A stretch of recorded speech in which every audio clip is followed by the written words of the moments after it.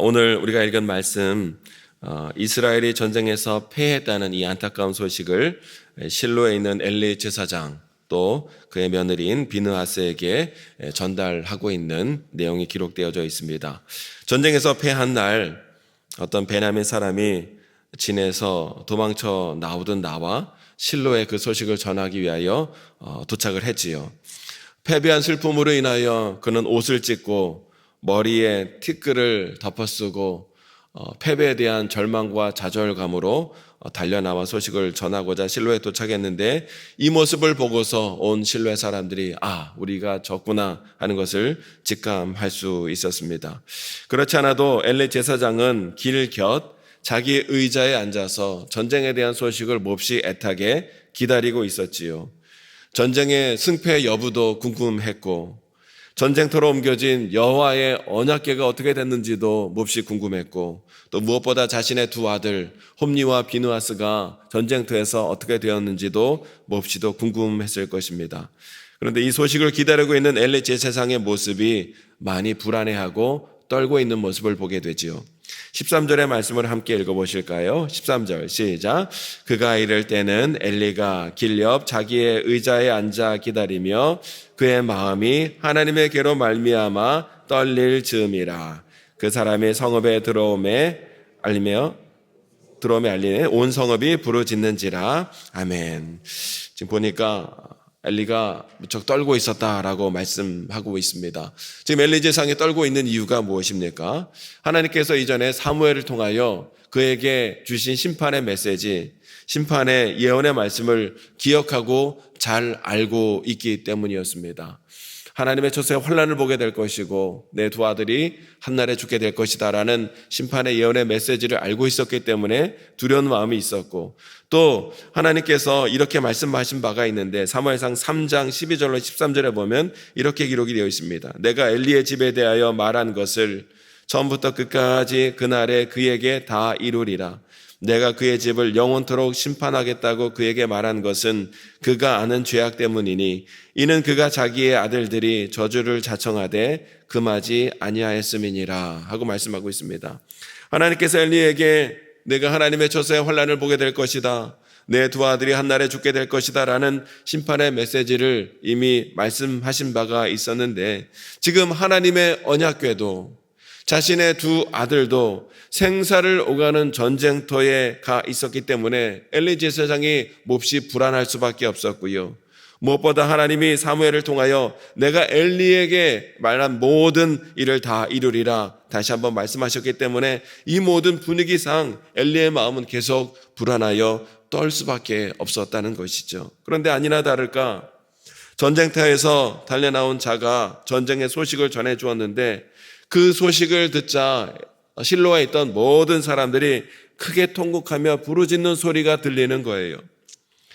엘리 제사장은 지금 나이가 98세라 눈도 안 보이고 귀도 잘 들리지 않은 상황이라 도대체 어떤 소식을 전한 건지 궁금하여 그 사람에게 묻습니다. 내 아들아, 일이 어떻게 되었는가? 소상히 좀 말해보라.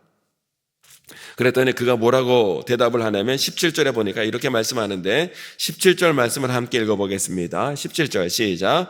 소식을 전하는 자가 대답하여 이르되 이스라엘이 블레셋 사람들 앞에서 도망하였고 백성 중에는 큰 살육이 있었고 당신의 두 아들 홈니와 비느하스도 죽임을 당하였고 하나님의 궤는 빼앗겼나이다. 이스라엘이 블레셋에 크게 패하여 큰 사륙이 있었고 언약궤는 빼앗겼으며 당신 엘리 제사장의 두 아드님 홈니와 비느하스도 전쟁터에서 죽게 되었습니다 라는 이 충격적인 소식을 듣게 되자 엘리 제사장은 너무나 큰 충격을 먹은 나머지 앉고 있던 의자에서 그대로 뒤로 넘어가 목이 부러져 그만 죽게 되었다 하고 성경은 말씀하고 있지요. 하나님께서 말씀하신 대로 그대로 모든 것이 오늘 본문 가운데 다 이루어지고 있는 것을 보게 됩니다. 하나님께서 하신 말씀대로, 하나님이 말씀하신 심판대로 모든 것들이 이루어지고 있는 것을 오늘 우리가 보게 되는 것이죠. 우리가 여기서 먼저 기억해야 할 것이 무엇이겠습니까? 하나님의 말씀은 1.1핵이라도 변개됨이 없고 땅에 떨어짐이 없이 다 이루어진다는 진리의 말씀을 우리가 다시 한번 기억해야 될 줄로 믿습니다. 하나님의 모든 말씀은, 분명하게 선포된 말씀은 이 땅 가운데 다 이루어지게 되리라는 거예요. 이러한 하나님의 준엄한 하나님의 진리의 말씀 앞에 오늘 우리는 겸허하고 겸손하게 말씀 앞에 설 수 있어야 하리라는 거예요. 혹여나 우리가 하나님 말씀에서 벗어나 사람의 소견에 오른 대로 살아가는 가운데 하나님께 책망 들을 일은 없는지 우리가 영적으로 깨어 기도해야 할 것이고, 혹시나 그런 것들이 생각난다면 하나님 앞에 회개하며 나아가야 될 줄로 믿습니다. 무엇보다 우리가 회개하는 가운데 하나님 말씀과 예수 그리스도 십자가 보혈의 은혜 아래 우리가 서 있어야지 우리의 삶이 혹여나 하나님께 책망이나 심판받은 삶 가운데 살아가서는 아니 되리라는 거예요. 오늘 우리의, 저와 여러분의 삶이 하나님께 책망이나 심판받는 삶이 아니라 예수 그리스도의 십자가 보혈을 의지하고 하나님의 거룩한 말씀을 붙드는 가운데 하나님의 은혜와 복을 받는 귀한 삶을 살아가는 거룩한 성도가 더욱더 되시기를 주님의 이름으로 축원합니다. 엘리 가문 가운데 또 하나의 안타까운 일이 또 벌어지게 되지요. 전쟁에 관한 소식이 전해질 때에 엘리 제사장의 며느리 비느하스의 아내가 해산할 날이 다가올 때쯤이었는데 하나님의 언약궤가 빼앗기게 되었다는 것, 시아버지와 남편이 죽게 되었다는 소식을 듣고는 이 며느리가 큰 충격을 받아 갑자기 큰 산통이 임하게 되었고요. 아들을 낳았으나 곧 이 며느리도 죽음을 맞이하고 말았던 것을 보게 됩니다. 20절 말씀을 함께 읽어보실까요? 20절 시작. 죽어갈 때에 곁에 서 있던 여인들이 그에게 이르되 두려워하지 말라, 내가 아들을 낳았다 하되 그가 대답하지도 아니하며 관념하지도 아니하고. 아멘. 그녀는요, 아들을 낳았다는, 생명을 낳았다는 사실도 전혀 상관하지 않은 채 그 아들의 이름을 이가봇이라. 이가봇이 무슨 뜻입니까? 하나님의 영광이 이스라엘에서 떠났다, 하나님의 영광이 어디 있는가 라는 뜻의 이가봇이라는 아들의 이름을 짓고는 곧 숨을 거두게 되지요. 21절로 22절의 말씀을 함께 읽어보겠습니다. 21절 22절 시작. 이르기를 영광이 이스라엘에서 떠났다 하고 아이 이름을 이가봇이라 하였으니 하나님의 궤가 빼앗겼고 그의 시아버지와 남편이 죽었기 때문이며, 또 이르기를 하나님의 궤를 빼앗겼으므로 영광이 이스라엘에서 떠났다 하였더라. 아멘. 비느하스의 아내는 하나님의 영광이 이스라엘을 떠났다 하는 말로 자신의 슬픔을 표현하고 있는 것을 보게 됩니다. 그녀는요, 새로 태어난 생명, 아들을 낳았다는, 새로운 생명이 태어났다는 이 기쁨보다 현재 일어나고 있는 이스라엘 나라와 자신의 가문 가운데 일어나고 있는 이 모든 심판들로 인하여 슬퍼하며 죽어갈 수밖에 없었던 것을 보게 되지요. 무엇을 말씀하고 있습니까? 하나님의 영광이 떠나면 우리에게 어떠한 기쁨의 조건이 있다 할지라도, 아들을 낳고 생명을 낳는 어떠한 삶의 기쁨의 조건이 있다 할지라도 하나님의 영광이 떠나면 우리에게는 크게 슬퍼할 일밖에 없다라는 것을 오늘 우리에게 말씀하고 있는 거예요. 그래서 여러분, 다윗이 하나님의 영광이 떠나고 하나님의 영이 떠나는 것을 그렇게 그가 두려워하는 가운데 하나님의 영이 나를 떠나지 않도록 하나님 은혜 베풀어 주옵소서 날마다 하나님 앞에 엎드리는 것 아니겠습니까? 하나님의 영광이 떠나면 우리 삶 가운데 그 어떤 조건이 있다 할지라도 아무런 소용이 없게 되리라는 거예요. 여러분, 출애굽 이후부터 하나님께서는 이스라엘 백성들에게 하나님의 영광을 구름 기둥과 불 기둥으로 보여주셨고요, 또 성막 위에 나타나는 구름으로서 하나님의 영광을 보여주셨지요. 때문에 이스라엘 백성들은 이 하나님의 영광 아래서 하나님의 영광을 바라볼 때에 하나님의 은혜와 인도와 보호하심을 받을 수 있었다는 거예요. 이스라엘 백성들은 하나님 앞에 예배하기 위하여 성막에 모였을 때에 그 언약궤 가운데 거하시는 하나님의 영광을 바라보며 그 영광 아래에서 하나님의 은혜와 평화와 안식을 누릴 수 있게 되었다는 거예요. 하나님의 백성들이 이스라엘 백성들이 하나님의 인도와 보호하심을 받았던 것은 그들이 하나님과의 올바른 영적 관계 속에서 하나님의 영광을 바라보며 그 영광 아래 있을 때라야 이스라엘 백성들은 하나님의 인도와 보호하심과 구원의 역사를 누릴 수 있었다는 거예요. 그러나 지금 이스라엘 백성들은요, 하나님의 언약궤를 빼앗겼고 하나님의 영광이 이스라엘에서 떠났다는 것을 비로소 보며 알게 되었지요. 그것을 비느하스의 아내도 보고 알았기 때문에 자기 아들의 이름을, 아들이 나는 기쁨이 있음에도 불구하고 자기 아들의 이름을 이가봇, 하나님의 영광이 떠났다라는 말을 지으면서 슬픔 가운데 죽어갈 수밖에 없었다라는 거예요. 오늘 이 사무엘 4장의 사건들은요, 앞으로 이스라엘에게 일어나게 될 이스라엘의 역사를 함축적으로 알려주고 예표하고 있는 사건들이에요. 이스라엘 자손들이 앞으로 하나님께 불순종하는 가운데 우상 숭배하다가 아수르에 의해 멸망당하여 이방에게 끌려당하게 될 것이고, 남유다는 바벨론에 의해 멸망당해 포로로 끌려가게 될 것이고, 또 하나님의 성전은 바벨론 군사에 의해서 다 불태우는 가운데 사라지게 될 것이고, 에스겔 선지자는 예루살렘 성전에서 하나님의 영광이 떠나는 것을 바라보게 될 것, 이 모든 것들을 미리 알려주는 듯하지요. 이것까지만 본다면 이제 더 이상 이스라엘에게는 소망이 없는 것처럼 보입니다. 하나님의 영광이 떠났고 이제 이스라엘 가운데는 절망 그 자체 가운데 이스라엘 백성들이 놓여지게 된 것처럼 보입니다. 그러나 여러분, 이렇게 이스라엘에게서 떠났던 하나님의 영광이 다시 예루살렘으로 돌아오는 때가 있었으니 그 때가 언제입니까?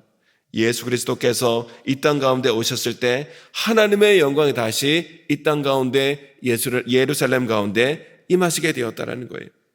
하나님의 영광이 인간의 몸으로 오신 예수 그리스도를 통하여 이 땅 가운데 다시 오셨다는 것이죠. 요한복음 1장 14절에 말씀이 육신이 되어 우리 가운데 거하심에 우리가 그의 영광을 보니 아버지의 독생자의 영광이요 은혜와 진리가 충만하더라. 아멘. 예수 그리스도께서 인간의 몸을 입고 이 땅 가운데 오심으로 말미암아 하나님의 영광이 이 땅 가운데 다시 오게 된 줄로 믿습니다. 이것이 여러분 복음이라는 거예요. 복된 소식인 거예요. 하나님의 영광이 다시 우리 삶의 자리 가운데 이 땅 가운데 예수 그리스도로 말미암아 오시게 된 것, 이것보다 더 기쁜 소식이 여러분 어디에 있겠습니까? 그러면 여러분, 오늘 우리 삶 가운데 우리에게 하나님의 영광은 어디에 있는 것일까요? 여러분, 하나님의 영광은 다른 어디 멀리 계시는 것이 아니라 오늘 예수 그리스도를 믿고 예수 그리스도의 말씀과 은혜 가운데 살아가는 성도의 삶 가운데 하나님의 영광이 있는 줄로 믿습니다. 예수 그리스도를 믿고 따라가는 성도의 삶 가운데 하나님의 영광이 비추는 것이고, 성도들이 모여 이런 교회 가운데 하나님의 영광이 가득하게 임재해 계신다는 사실이에요. 성도는 그리스도의 연합을 통하여 그리스도의 생명으로 살아가는 자들이기 때문에 하나님의 영광이 오늘 우리 가운데 있는 것이고, 그러한 성도들이 모여 이런 이 교회 가운데 하나님의 영광이 가득하여 있다는 사실이에요. 때문에 오늘 우리는요, 이 시대에 하나님의 영광으로 살아가는 존재들이다라는 사실을 오늘 기억해야 될 줄로 믿습니다. 오늘 우리가 하나님의 영광으로 살아가는 자들이고 우리 주변에 있는 모든 성도들이 하나님의 영광으로 살아간다는 것을 우리가 서로 바라볼 수 있어야 하리라는 거예요. 고린도후서 3장 18절에 이렇게 말씀하고 있습니다. 우리가 다 수건을 벗은 얼굴로 거울을 보는 것 같이 주의 영광을 보매 그와 같은 형상으로 변화하여 영광에서 영광에 이르니 곧 주의 영으로 말미암음이니라. 아멘. 우리가 하나님의 영광을 바라볼 때에 우리가 그리스도 안에서 주 안에서 하나님의 영광으로 더욱 변하여 영광에서 영광으로 이르게 되리라고 말씀하고 있는 것을 보게 됩니다. 우리가 하나님의 영광을 서로 바라볼 때 우리는 하나님의 영광으로 더욱더 충만하게 되리라는 거예요. 여러분, 성도의 기쁨은 하나님의 영광 아래에서 하나님의 임재와 영광을 바라볼 때에 성도에게 가장 큰 은혜와 기쁨이 임하게 될 줄로 믿습니다. 성도가 하나님 앞에 진실로 예배하며 나갈 때 우리는 그 예배 자리 가운데 하나님의 영광을 바라볼 수 있게 되는 것이고, 성도가 간절히 기도하며 나갈 때 또 주의 말씀을 묵상하며 말씀대로 행하며 나갈 때에 성도의 삶 가운데 하나님의 영광이 나타나게 되는 것이고, 또 성도가 영혼 구원과 맡기신 사역을 충성되게 감당하며 나갈 때 하나님의 영광이 성도 안에서 환하게 빛나는 것을 우리가 서로 볼 수 있게 되리라는 거예요.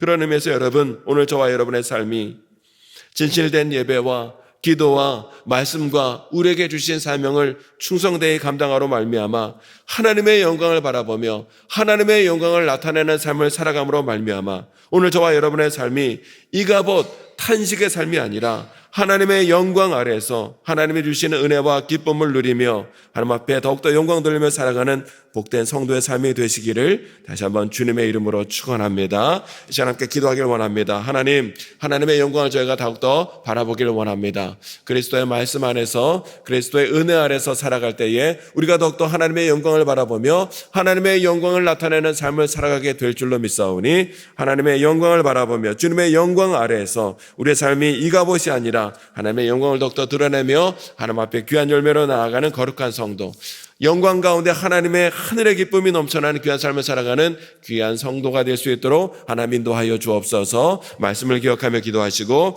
우리의 모든 기도 제목을 주님께 맡기며 간절히 기도하는 이 시간이 되길 원합니다. 우리 주여 세 번 메리시고 함께 기도하겠습니다. 주여